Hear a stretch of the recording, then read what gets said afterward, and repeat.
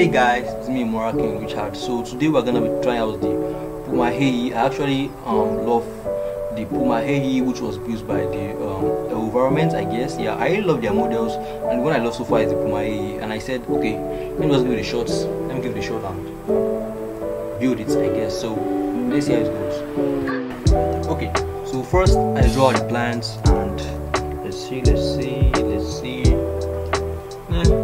Okay, looking good. I don't know if you can see it clearly, but it actually looked like this. Yeah, I know it. The camera is not good, so just stick to that. I'm gonna show you the plans later. So after I drew this, I cut down on the foam. So I don't just use the entire foam. I use polystyrene foam. I don't know. There's also one called foam board. Yeah, you can actually use foam board, but this one is actually foam board. You can see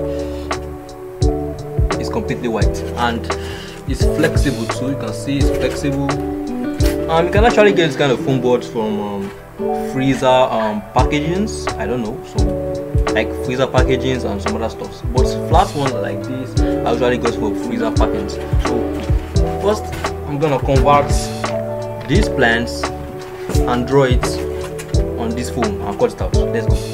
Okay, so when I'm done, it actually looks something like this is actually my elevator. As you can see, it's just the elevator. So for the rudder, I actually have this for the rudder. You can see for the rudder. So now for the fuselage, you can actually see this for the fuselage. So now for the fuselage, I have to sand it. I actually trim it with a knife, trim the edges and sand the edges using the sandpaper. Let's go. So now I need to repeat all these steps for everything. Same step for everything, for the rudder and the elevator. So I'm gonna take my knife, my stationary knife, and I'm first gonna trim the edges like this.